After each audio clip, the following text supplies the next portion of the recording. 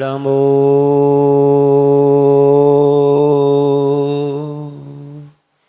सिद्धाणं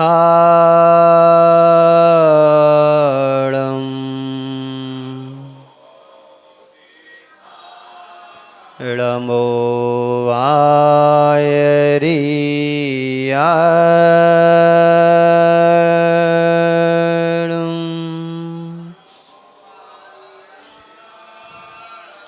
नमो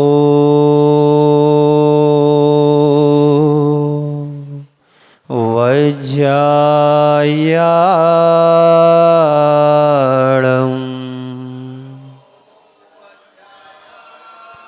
नमो लोहे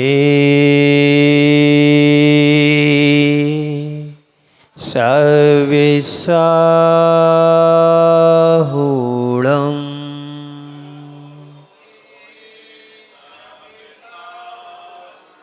ऐसो पंचणमो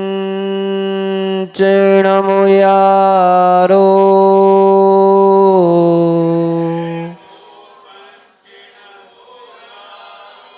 सब पावपणासिनो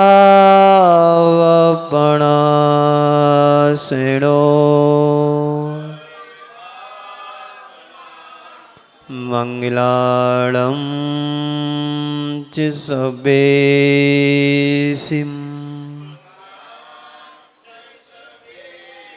पड़वं होई मंगलम्। बोलिए पंच परमेष्टि भगवान की जय जय जय। भगवान महावीर स्वामी की जय जय जय जय जय। जय। अहिंसा परमो धर्म की जय जय जय। परम पूज्य आचार्य गुरुवर श्री विद्यासागर जी महाराज की जय जय जय। जय मुनि श्री अरय सागर जी महाराज की जयकारा गुरुदेव का। नमोस्तु महाराज श्री, नमोस्तु नमोस्तु महाराज श्री।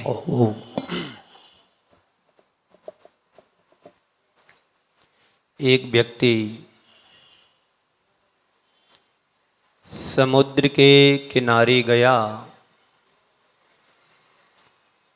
समुद्र के किनारे पहुंच करके सागर से कहा, तुम बहुत विशाल हो लेकिन तुम्हारा पानी खारा है।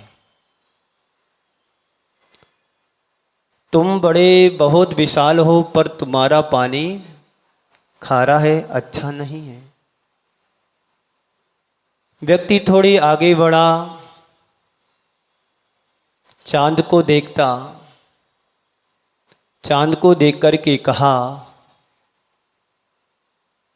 तुम्हारे अंदर बड़ी शीतलता है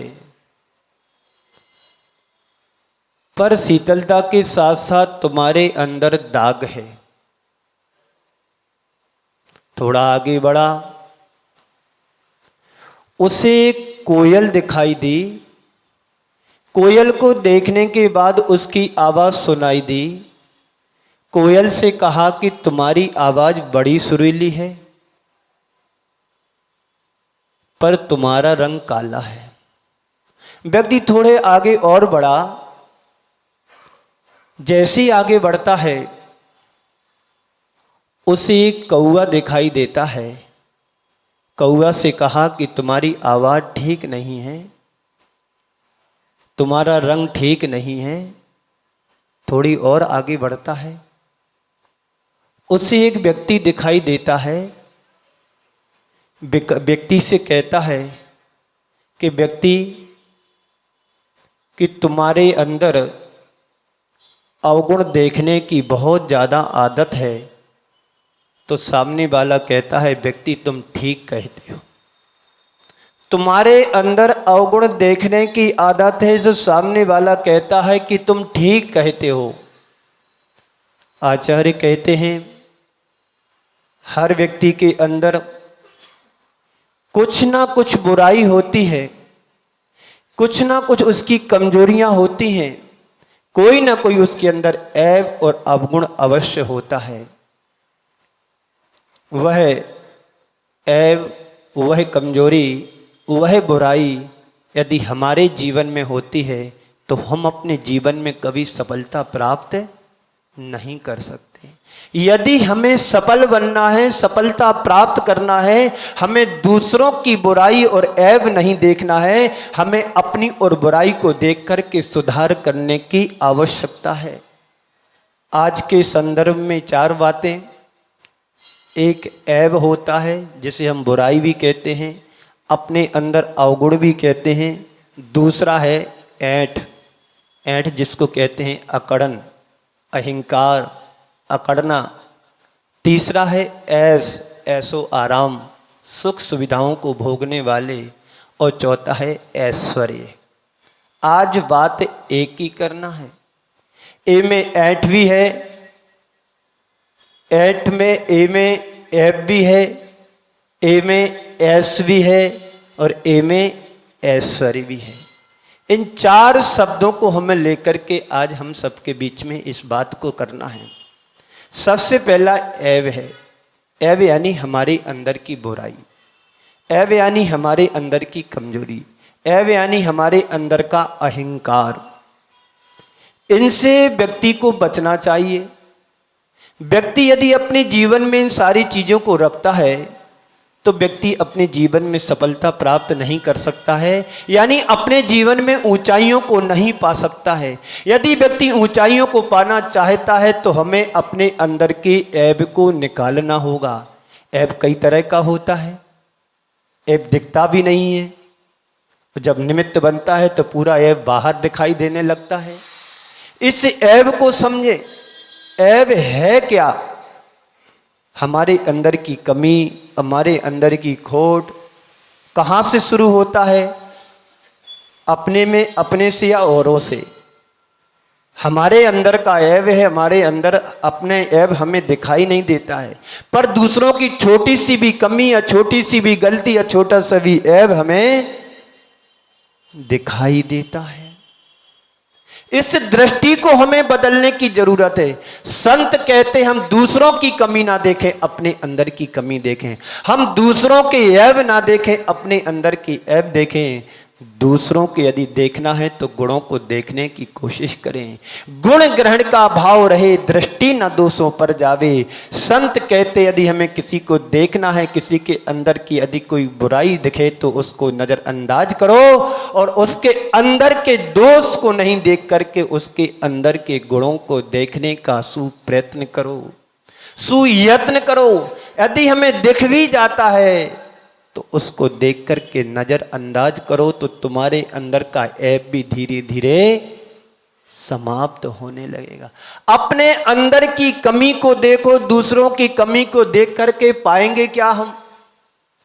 यदि दूसरों के दोषों और ऐब को देख करके यदि हमारे अंदर सुधार होता है तो देखना बहुत जरूरी है। खूब देखो, दूरबीन लगा करके देखो।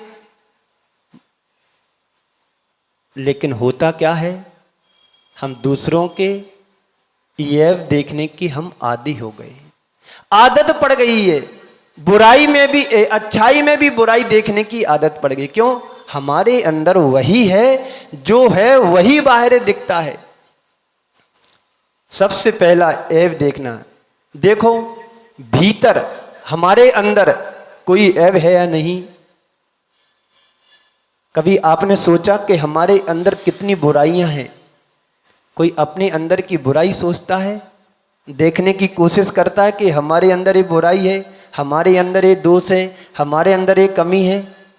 संसार का कोई भी व्यक्ति अपने अवगुणों को नहीं देखना चाहता है।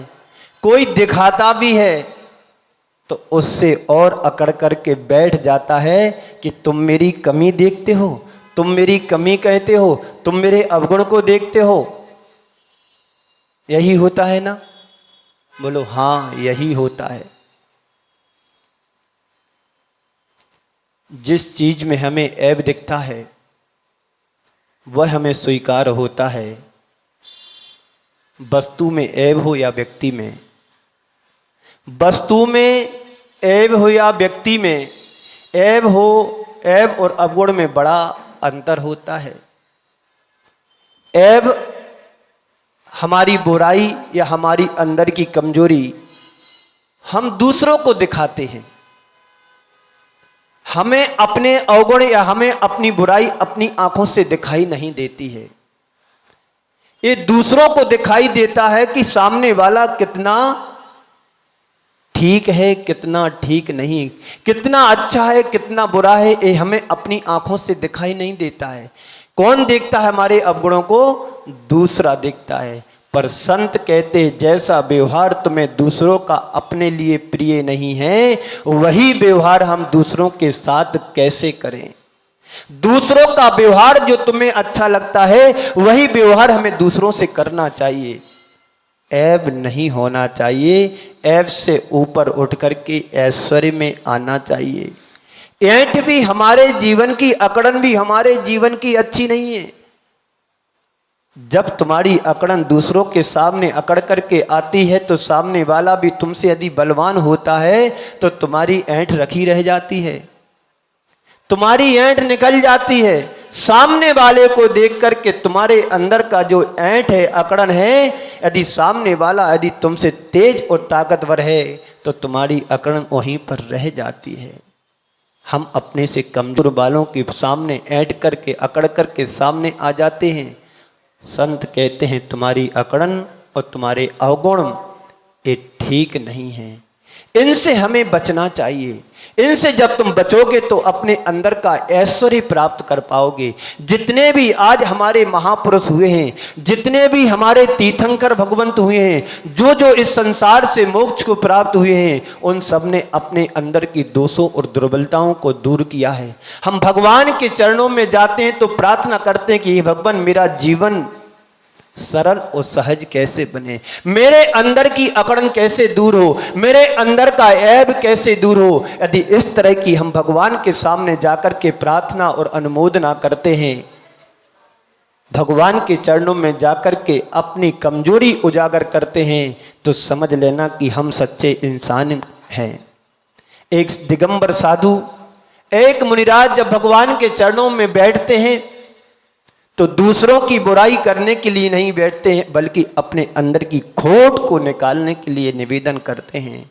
क्या कहते हैं भगवान से? एक मुनिराज जब चरणों में बैठते हैं तो वो कहते हैं पापेष्टैन दुरात्मना जड़ धिया माया बिना लोभिना राग देश मली मसेन मनसा दुष्कर्म निर्मितम त्रैलोक्याधिपते जिनेन्द्र भवता श्रीपाद मूले धुना निंदा पूर्विमहम जहामि सततम बरवर्तिषु सत्पथे। एक मुनिराज जब भगवान के चरणों में भगवान के साक्षी मान करके अपने अंदर की निंदा गर्हा आलोचना करता है। और लेकिन आप लोग हैं, भगवान के चरणों में जाते हैं तो क्या करते हो? कभी अपनी बुराई भगवान से करी? बोलो, कभी आपने अपनी, वही भगवान के सामने अपनी बुराई कर सकता है जो सतपथ यानी सत्य के मार्ग पर चलने का साक्षी हो, अधिकारी हो, जो भगवान के बताए हुए मार्ग पर चलने के लिए अग्रसर होता हो। वही भगवान के चरणों में जाकर के अपनी निंदा घर आलोचना करता है। और जिसको भगवान से कोई लेना देना नहीं है, बस एकमात्र आते हैं क्योंकि हमारे पूर्वज आते रहे मंदिर, तो हम भी एक बार चले जाते हैं सुबह शाम दोपहर जब भी टाइम मिलता है तब। लेकिन इतना समय हमारे पास है कहाँ कि जो हम भगवान के सामने अपनी खोट को सामने रख सके? नहीं। लेकिन एक मुनिराज जो भगवान के चरणों में बैठ करके या भगवान को साक्षी मान करके अपने अंदर की कमियों को, दुर्बलताओं को दूर करने का उपक्रम करता है, अपने प्रतिक्रमण करता है। मुनिराज हो या आर्यिका हो, 24 घंटे में 3 बार प्रतिक्रमण करते हैं। जो अभी पंक्तियां पढ़ी थी, हर दिन 3 बार ये पंक्तियां पढ़ते हैं। पापे स्टेन दुरात्मना जड़ दिया, माया बिना लोभिना, राग द्वेष मली मसेन मनसा दुष्कर्म इंद्रमितम, त्रैलोक्याधिपते जिनेन्द्र भवतः, श्रीपाद मूले धुना, निंदा पूर्व महम जहामि सततम, निर्वर्तिसु सतपते। भगवान के पास जाकर अपना गुणगान नहीं, अपने दोषों का बखान करना चाहिए। हम भगवान के चरणों में जाएं तो दूसरों की निंदा ना करें, दूसरों की बुराइयों की चर्चा ना करें। भगवान के चरणों में जाते हैं तो मात्र वीतराग मुद्रा को देख करके अपने अंदर वीतराग भाव जगाने की कोशिश करें। भगवान के चरणों में यदि बैठने का सुअवसर मिलता है तो भगवान के चरणों में बैठ करके अपने पापों को बखान करने को पुरुषार्थ करो। भगवान के पास यदि जाते हैं तो बस भगवान को देखो, दूसरों को ना देखो कि कौन क्या कर रहा है। हम लोगों की पर आदत होती है भगवान के दर्शन करने तो जाते हैं, पर बाजू में कोई दूसरा दर्शन करने आ जाए तो उसकी तरफ हमारी अनायास दृष्टि चली जाती है कि कौन आया है। और कोई पहली बार आया हो और अच्छे कपड़े पहन करके आया हो तो फिर तो दृष्टि वहां पर बार बार चली जाती है, पर कभी हमारी दृष्टि भगवान को देख करके हमारे अंदर लगे हुए पापों की तरफ जाती है कि 24 घंटे में हम कितना पाप करते हैं, उन पाप पर क्या मेरी दृष्टि जाती है। आप सुबह से लेकर के शाम तक कितने लोगों के साथ झूठ का व्यवहार किया, झूठ बोले, व्यापार में बोले, परिवार के साथ बोले, और जो जो तुम्हारे साथ मिला उनके साथ तुम्हारा क्या व्यवहार हुआ है, इसके बारे में तुमने कभी अपने मन से पूछा कि हमने आज सुबह से शाम तक और शाम से लेकर के सुबह होने तक कितना पाप किया। कभी आकर के भगवान के चरणों में निवेदन किया कि भगवान मैंने आज बहुत बड़े बड़े पाप किए हैं, आप मुझे क्षमा करिएगा। बोलिए कितने लोग हैं जो भगवान से रोज क्षमा मांगते हैं कि भगवान आज मेरे से ये गलती हुई, आज मुझे क्षमा करें। क्षमा तो दूर की बात, भगवान को अच्छे तरीके से देख करके भी नहीं जाते कि भगवान उसी जगह बैठे हैं कि थोड़े खिसक तो नहीं गए। रोज प्रक्षाल करते हैं, दबा दबा करके पैर पकड़ते, पर अंदर की कमी कभी तुमने निकाली है? जो अंदर तुम्हारी ऐंठ भरी है, जो तुम्हारे अंदर अकड़न भरी है, जो तुम्हारे अंदर द्वेष भरे हैं, जो हमारे अंदर विद्वेष भरे हैं, उनको कभी तुमने अलग करने का सोचा? जीवन का बहुभाग हमारा निकल गया, क्या हमारी अंदर की कसाएं कम हुई? बोलिए कसाएं कम नहीं हुई, बल्कि जैसे जैसे हमारी उम्र बढ़ रही है वैसे वैसे हमारे दोष भी बढ़ते चले जा रहे हैं। छोटा बच्चा, उसके अंदर ज़्यादा ज्ञान नहीं होता है, वो किसी के दोस्त देख भी लेता है तो तुरंत बोल देता कि आपने ऐसी गलती की थी। घर में परिवार में ऐसा होता है जब छोटे छोटे बच्चे होते हैं और बोल देते हैं कि हाँ दादी तुमने ऐसी गलती की थी, हाँ मम्मी तुमने ऐसी गलती की थी। एक बार ऐसा हुआ, एक दंपति परिवार दर्शन करने के लिए आया और उस छोटे से 4-5 साल के बेटे की शिकायत कर दो, महाराज श्री इसको मना करो कि ज़्यादा मोबाइल ना चलाए। तो बेटा कहता है, स्वयं का बेटा कहता है कि महाराज श्री मम्मी भी तो रात दिन फेसबुक पे और ना जाने व्हाट्सएप पर कहाँ कहाँ लगी रहती, अपने आप से नहीं कहती कि हम मोबाइल कम चलाएं। उसे पता है कि गलती सामने वाला कर रहा है, पर मेरे को टारगेट बना रहा है कि बेटा हमारा मोबाइल ज्यादा चलाता है। दूसरों की कमी हमें सहजता से दिखाई देती है, पर अपनी कमजोरी हमें देखने में बहुत कठिनाई होती है। दूसरों के दोष हम देख लेते हैं, पर खुद के दोष देखने की बात जब सामने आती है तो व्यक्ति अकड़ करके सामने खड़ा हो जाता है, ऐंठ करके खड़ा हो जाता है। एक बार ऐसा हुआ, पानी दूध के पास गया, पानी दूध के पास गया और दूध से निवेदन किया कि भाई तुम्हारी बाजार में बहुत कीमत है, आपका बाजार में बहुत मूल्य है, आप यदि मेरे को मिला लोगे तो मेरा उद्धार हो जाएगा, मेरा कल्याण हो जाएगा, तुम्हारे साथ मेरा भी मूल्य बढ़ जाएगा। पानी की बात को सुनकर के दूध थोड़ा तिलमिलाया तुम्हारी क्या औकात है और तुम मेरे जैसे से मिलने के लिए आ रहे हो? तुम मेरे सामने कह रहे हो कि तुम मुझे मिला लोगे तो हमारा मूल्य बढ़ जाएगा। मैं तुम्हारे को नहीं मिलाता हूँ, मैं तुम्हारा साथ नहीं देता हूँ। बार बार पानी ने निवेदन किया कि देखो भाई, एक बार मेरे को मिला लो, तुम्हारा कुछ नहीं बिगड़ेगा, मेरा ही भला हो जाएगा। पानी का निवेदन सुनकर के प्रस्ताव को स्वीकार कर लिया। ठीक है, आ जाओ, हम तुम्हें अपने में मिला लेता हूं। पानी दूध के साथ मिला। पानी भी दूध की तरह बाजार में बिकने लगा।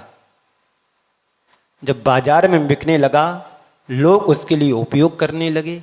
खाने में, पीने में, मावा बनाने में, घी बनाने में, तरह तरह की चीज़ों में पानी का भी उपयोग होने लगा। एक दिन एक हलवाई ने दूध को बहुत ज़्यादा खरीदा और कढ़ाई में रख करके उबलने के लिए रख दिया। जैसे जैसे दूध उबल रहा था, उसका भाप बनकर के पानी भी जाने लगा। दूध देखता है कि मेरा मित्र जिसको मैंने शरण दी थी, वही मेरा मित्र जलने लगा है।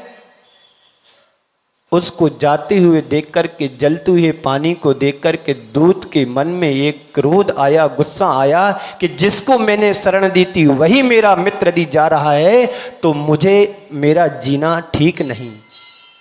गुस्से में आकर के मैं देखता हूं अभी इस हलवाई के लिए कि मेरे मित्र को जला रहा है, और उबलने लगा स्वयं। जब कढ़ाई से बाहर दूध निकलने को हुआ, उबलता हुआ दूध को देख करके हलवाई ने देखा कि मेरा दूध बाहर निकल रहा, उबल रहा है।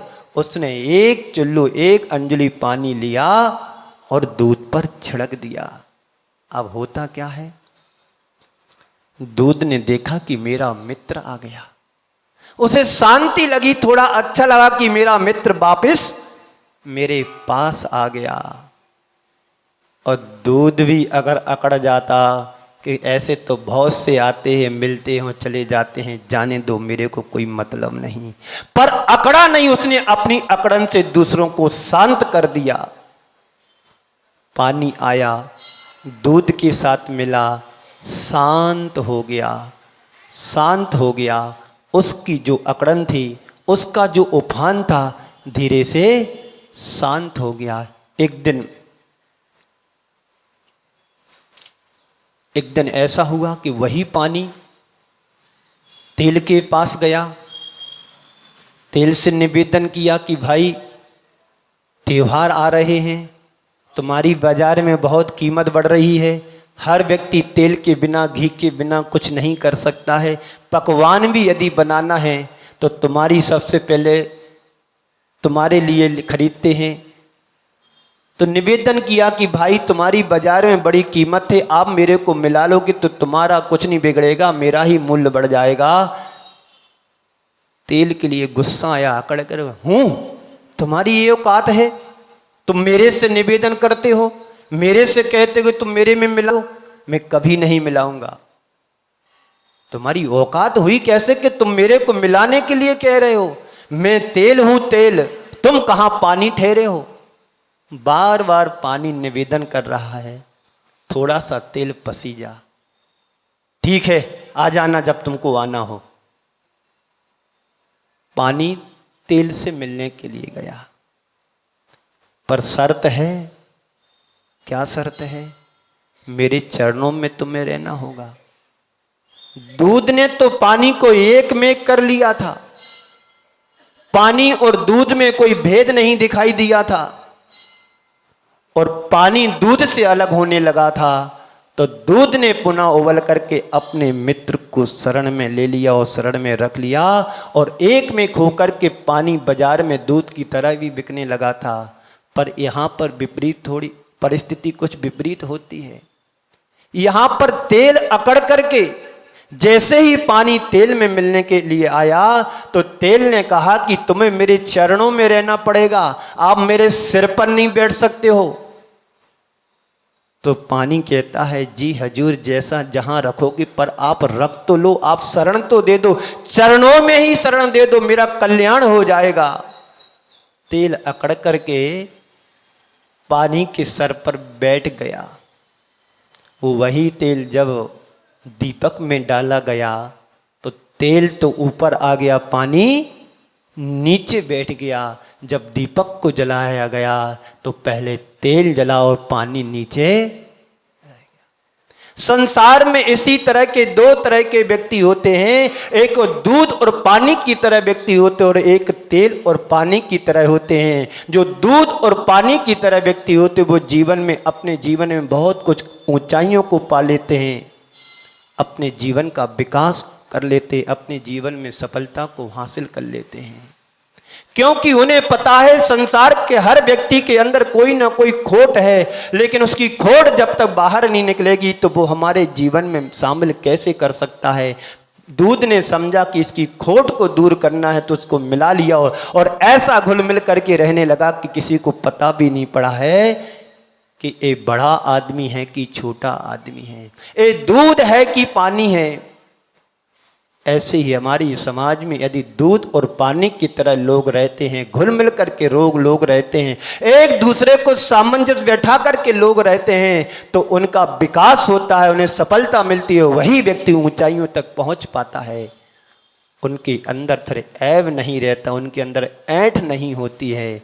जो व्यक्ति पानी और तेल की तरह होते हैं, जो व्यक्ति पानी और तेल की तरह होते हैं, वो पानी को शरण तो देते हैं पर अपनी अकड़न के सामने उसको आगे बढ़ने का अवसर नहीं देते हैं। ऐसे ही संसार में व्यक्ति होते हैं जो अपनी ऐंठ और अकड़न के कारण कहीं पर भी सम्मान नहीं पाते हैं, कहीं पर भी सत्कार नहीं पाते हैं। जिसके हृदय में विनम्रता और नम्रता होती वो सबका आदर्श बन जाता है, सब उसको चाहते हैं। लेकिन जो अकड़ रहती है, जिसके अंदर ऐंठ रहती है, जिसके अंदर ईगो रहता है, जिसके अंदर अकड़न होती है, वो कहीं पर भी स्थान नहीं पाता। स्थान पा भी लेगा तो किसी हर व्यक्ति के दिल में बैठ नहीं सकता है। ये अकरण है, ये उसका अहंकार है। अहंकार व्यक्ति को, हाँ, अहंकार व्यक्ति को कहीं का भी नहीं रहने देता है। आप सब इन चीजों से परिचित हैं, अहंकार को भी समझते हैं। अहंकार कब तक? जब तक व्यक्ति है तब तक उसका अहंकार है। उसके जाने के बाद व्यक्ति नाम भी लेना पसंद नहीं करते हैं। आप सबको रावण के अहंकार को पता है। वो अपने सामने किसी को टिकने नहीं देता था और किसी की सुनता भी नहीं था। उसका सर्वनाश हो गया। सोने की लंका की ईंट से ईंट बच गई। आज उसका कोई नाम रखना चाहते हैं कि अपने बच्चों का रावण कोई नाम रखे? बताओ, सुना किसी का? रावण चंद, रावण दास, गरीब दास तो तुम्हें नाम मिल जाएगा, करोड़े लाल तो तुम्हें नाम मिल जाएगा, पर किसी का रावण चंद नाम मिला है? बोलिए, नहीं मिला है ना। चंद्र दिनों का उसका ऐश्वर्य था, चंद्र दिनों का उसका ऐश था और चंद्र दिनों की उसकी अकड़न थी। अपने भाई का भी नहीं हुआ, उसने भाई को ठुकरा दिया और भाई कहां चला गया पता है आपको?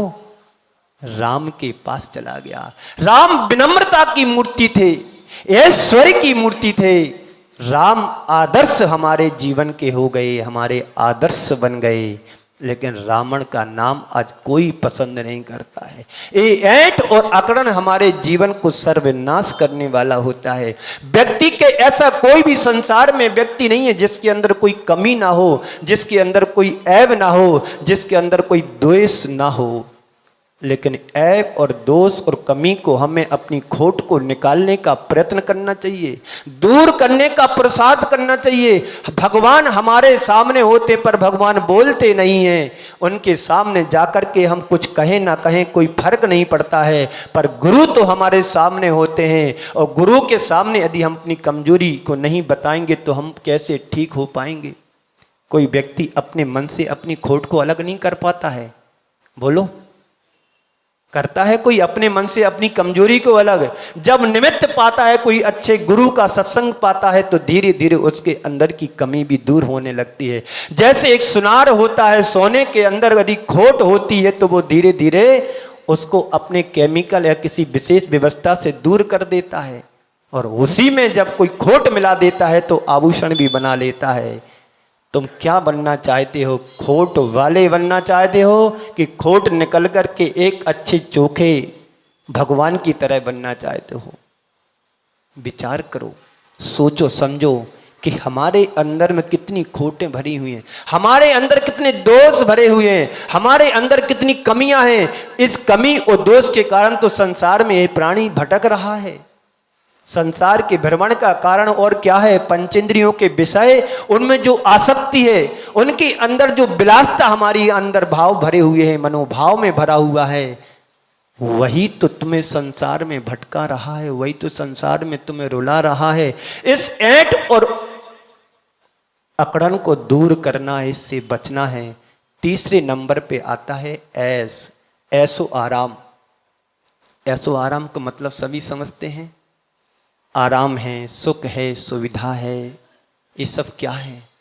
इससे आत्मा का कभी उत्थान होना है, इससे आत्मा का कभी कल्याण होना है। ऐसो आराम आपसे ज़्यादा चक्रवर्तियों के पास भी होता था। उनके पास जो वैभव था, उस वैभव में, और तुम्हारे पास आज जो थोड़ा बहुत कुछ अंश में वैभव है, संपत्ति है, सत्ता है, प्रभुता है, उसके सामने तो चक्रवर्तियों का तो कितना है कि जो सेना है, जो चपरासी, उनके बराबर भी तुम्हारे पास कुछ नहीं है। लेकिन जी ऐस तुम्हारे संसार को बढ़ाने वाला है।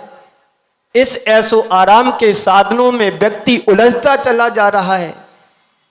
उनको पाने के बाद तुम्हें कितना सुख मिलता है, कभी तुमने सोचा? एक साधु भी तो होता है, त्यागी वृत्ति भी तो होता है। वो कहाँ सोते हैं? पाटे पर सोते हैं, तखत पर सोते हैं, और कुछ भी नहीं होता है तो जमीन पर भी लेट जाते हैं। वह भी अपना जीवन जीते हैं। जो ऐश को छोड़ करके ऐश्वर्य को पाते हैं, वो सर्वत्र आदर्श को पा लेते हैं। जो ऐश को अपने जीवन में, आराम और सुविधाओं को अपने जीवन में पालते हैं, वो कहीं पर भी अपना आराम नहीं पा सकते हैं। आज सुविधा तुम्हारे पुण्य से प्राप्त हुई है, कल तुम्हारे जीवन में रहे ना रहे कोई भरोसा नहीं है। आज तुम जो पा रहे हो, कल रहे कोई जरूरी नहीं है। आज तुम्हारे पुण्य से तुम्हें सुविधा मिली है, सत्ता मिली है, पैसा मिला, संपत्ति मिली, और कहीं पाप कर्म का उदय आ जाए तो ये तुम्हारे हाथ से छिटक जाएगा, चला जाएगा। कब रोडपति करोड़पति बन जाए, और करोड़पति कब रोडपति बन जाए, पता नहीं पड़ता है। ऐसो आराम जो सुविधा तुम्हें मिली है, आज है, कल रहे, ये कोई जरूरी नहीं। पुण्य जब तक हमारा रहेगा, ये जब तक तुम्हें सुविधाएं साथ दे सकती हैं, और पुण्य जैसे हमारे इस अंदर से निकला, चला जाएगा पुण्य, सारी सुविधाएं, सारे ऐसो आराम छूट जाएंगे, दूर चले जाएंगे। हम सबके लिए बड़े पुण्य से ये सब चीजें मिली हैं। इन चीजों को पाकर के हमें इतराना नहीं है, इन चीजों को पाकर के हमें अहंकार नहीं लाना है, इन चीजों को पाकर के, सुख सुविधाओं को पाकर के हमें अहंकार नहीं करना है। इन सुख सुविधाओं को पाकर के कभी हमें अकड़ना नहीं है। इन सब सुविधाओं को पाकर के हमें किसी को अहंकार दिखाना भी नहीं है। रामचंद्र जी के पास कुछ भी नहीं था, लेकिन वो हमारे जीवन के लिए आदर्श बन गए। वो त्याग की मूर्ति थे, मर्यादा की मूर्ति थे, पर उनके अंदर अहंकार नहीं था। यहाँ तक कि उनके चरणों में वनवासी लोग भी आकर के रहते थे। वन में रहने वाले जानवर, पशु पक्षी भी उनके चरणों में आकर के आश्रय पाते थे। लेकिन रावण के पास उनके परिवार के लोग भी रहना पसंद नहीं करते थे।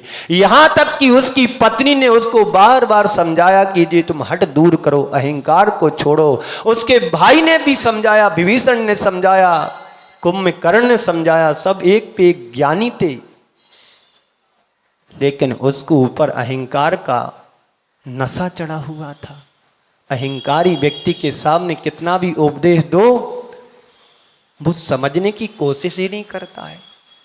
करेगा भी कैसे कर, क्योंकि उसके ऊपर नशा चढ़ा है, अहंकार का नशा चढ़ा है। उस अहंकार के नशे में व्यक्ति अंधा हो जाता है, पागल हो जाता है। बस उसे दिख रहा है कि मेरी सीता है, सीता मुझे चाहिए। अब उसे सीता की परिभाषा पता होना तब ना। उसे अंदर की सीता नहीं दिखी, उसे बाहर की सीता से मोहित होकर के अपने कुल का सर्वनाश कर दिया। ऐश्वर्य, आराम, भोग, विलास, ये सब हमारे जीवन का सर्वनाश करने वाले होते हैं। इनका उतना ही उपयोग करो जितना तुम्हें आवश्यकता पड़ती है। हमारा जीवन उसी में डूबता चला जा रहा है। आप एसी में रहने के आदी हो गए हैं। दिल्ली की गर्मी बहुत भयंकर है। अगस्त पूरा निकलने को हो गया, पर गर्मी यहाँ पर ऐसी लगती है, लग रही है जैसे मई जून की भीषण गर्मी में हम बैठे हों। लेकिन तुम्हारी मजबूरी है, पर इस मजबूरी को तुम्हारी आदत ना बने। ये मजबूरी तक सीमित रहेगी तो तुम अपने ऐसो आराम से बच सकते हो। क्यों हम उसके आदी नहीं हैं। लाइट चली जाए तो चली जाए, पर हम अपने अंदर की लाइट को नहीं जाने देंगे। ऐसो आराम के साधन, मौज मस्ती अच्छी लगती हैं। ऐस आराम, ऐस हमारा आदर्श नहीं, बल्कि ऐस अपने आप से बचाना है। अपने आप को ऐसो आराम से बचाना है। अपने जीवन में ऐसो आराम हावी ना हो जाए, इस बात का हमें ध्यान रखना है। ऐसो आराम हमारे जीवन का ध्येय नहीं होना चाहिए। एक सुविधा मिली है, संपन्नता के साथ मिली है, पर वही मेरा सब कुछ ना हो, उससे अपने जीवन को बचाना है। हमारे अपना जीवन साधारण सा जीवन रहे। साधारण जीवन बनकर के चलोगे तो ऐसो आराम, सुख, सुविधा तुम्हें ज़्यादा प्रभावित नहीं करेंगी।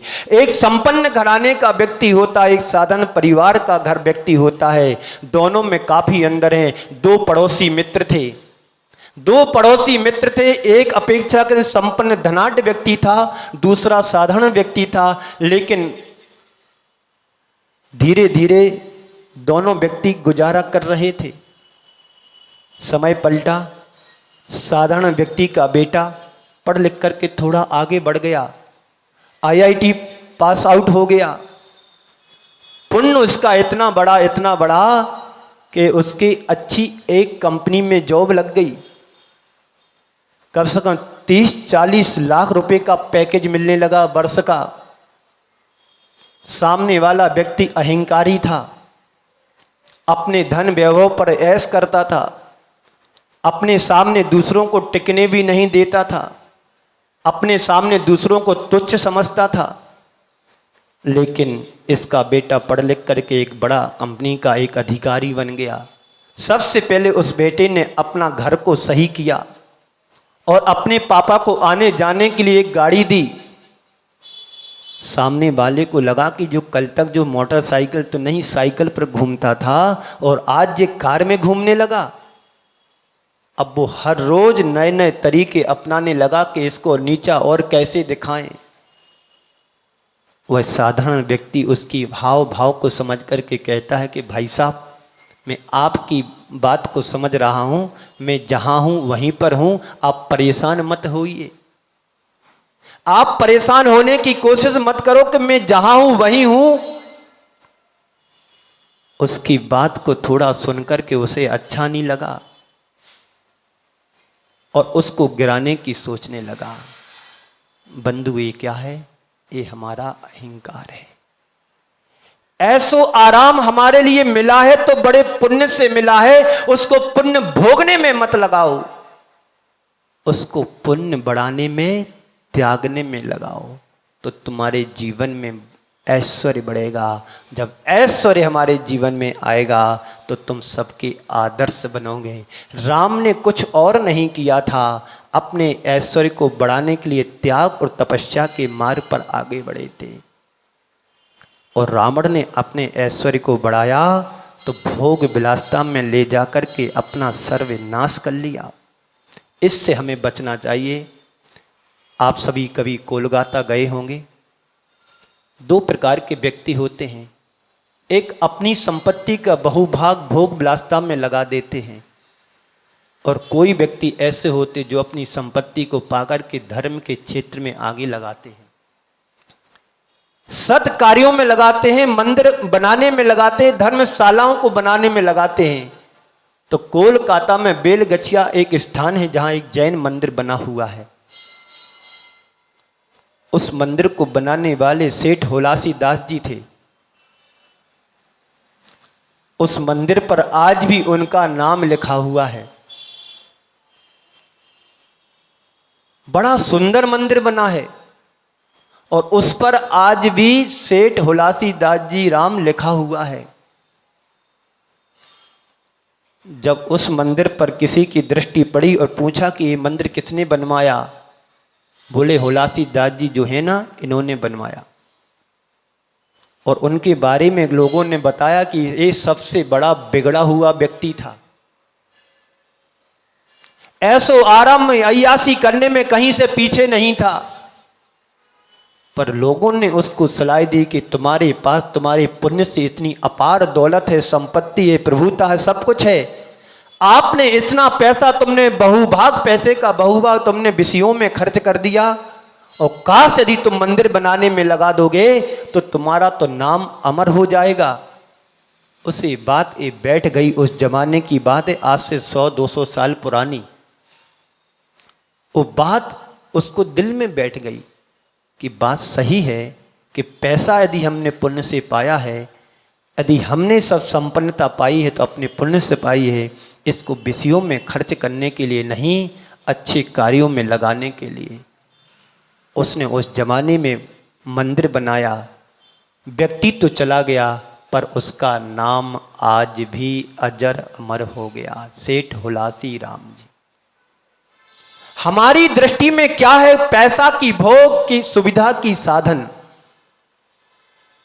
यदि तुम्हारी दृष्टि में भोग हो, विलासता हो, सुविधा हो, साधन हो, इनसे तुम्हारा कभी कल्याण होने वाला नहीं है। कल्याण तो इनके त्यागने से होता है।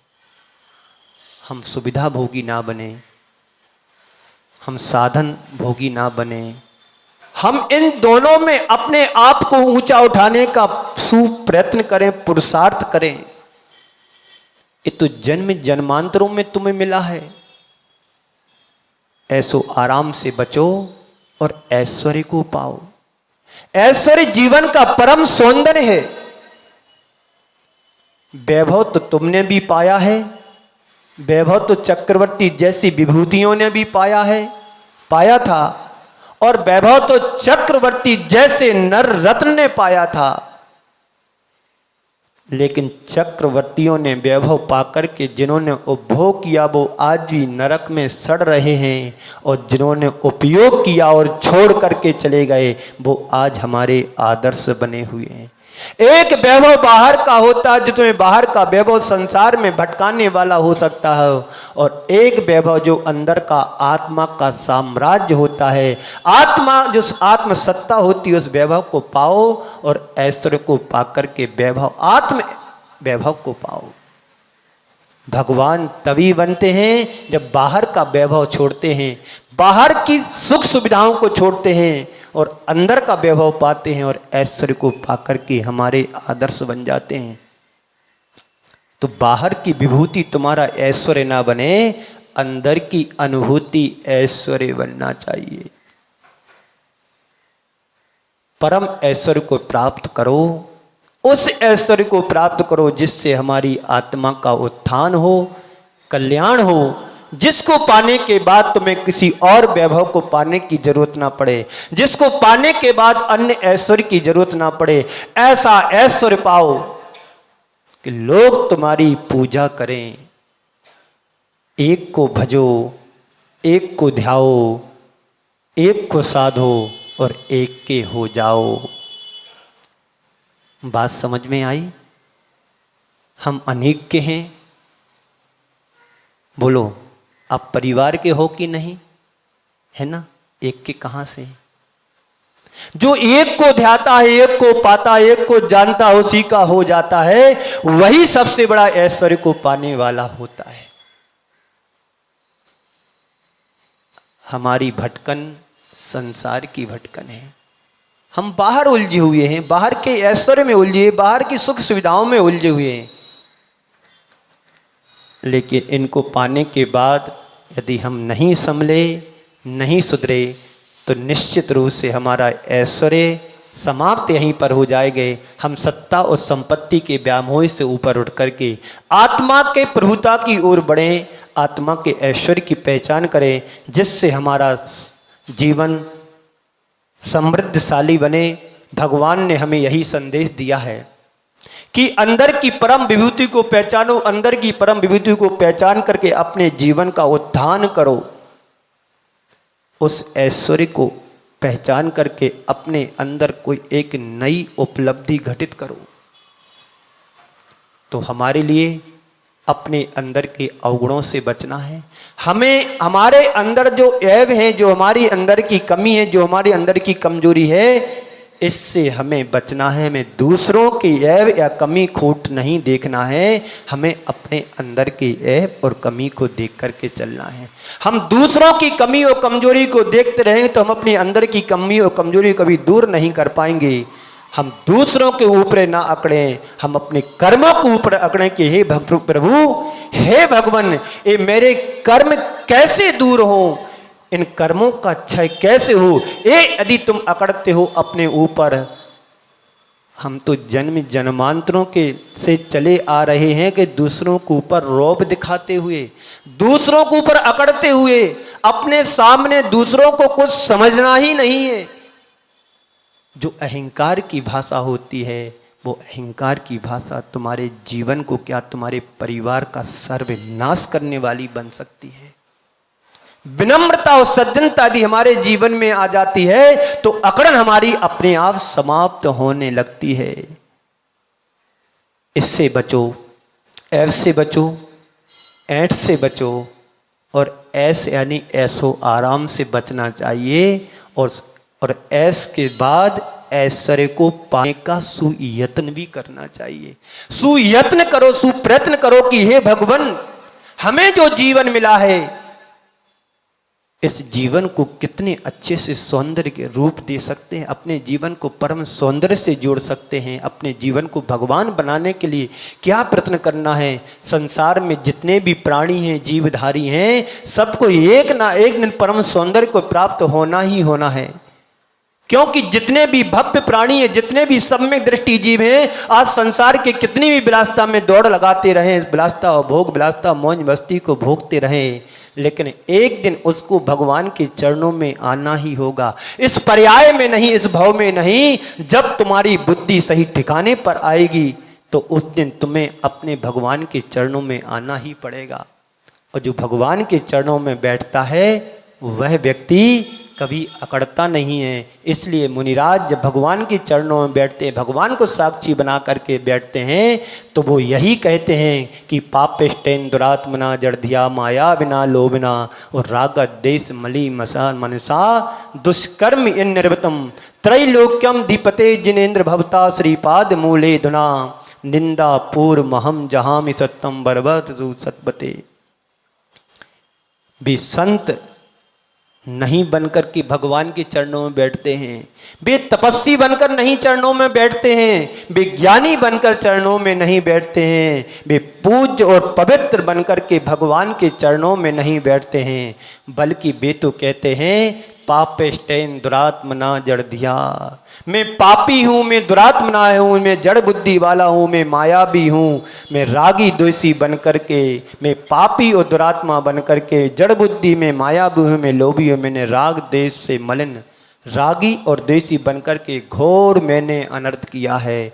ऐसी भावना भगवान के चरणों में बैठ कर के भाते हैं कि मेरा पाप कैसे दूर हो, मेरी जड़ बुद्धि कैसे ठीक हो, मैं रागी हूँ, देशी हूँ, मोही हूँ, लोभी हूँ, इन सब की निंदा गरहा करता है। क्यों? क्योंकि उनको पता है जिनेंद्र भगवान के चरण कमलों में जो बैठ करके अब कहते हैं कि मैं मुझे सत पथ है, यानी सत्य के मार्ग पर मुझे चलना है, अब मुझे पाप और दुरात्मा के मार्ग पर नहीं चढ़ना है। तभी हम ऐश्वर्य को पा पाएंगे। हम ऐश्वर्य को पाएं, अपने जीवन का कल्याण करें, पाप से बचें, पापी से घृणा मत करें, पाप से घृणा करें। पापी कि अंदर आज एक संभावना छिपी रहती है कि अपने अंदर के पाप को निष्कासित करके अपनी आत्मा का कल्याण कर सकता है, उसको एक बार संभलने और सुधरने का अवसर हमें देना चाहिए, जिससे पापी के अंदर का पाप निकल जाएगा, वो एक परमात्मा बन जाएगा। ऐसा ऐश्वर्य हम सबके अंदर घटित हो, हम परमात्मा बने, परमेश्वर बने, अपने अंदर की दोषों और दुर्बलताओं को दूर करके जीवन का कल्याण कर सकें। इसी मंगल पुनीत भावना के साथ आप सभी का समय हो रहा है। इसी मंगल पुनीत भावना के साथ आप सभी को गुरुदेव के चरणों में नमन अर्पित करते हुए यहीं पर विराम देता हूँ। बोलिए परम पूज्य आचार्य गुरुवर श्री विद्यासागर जी महाराज की। मुनि श्री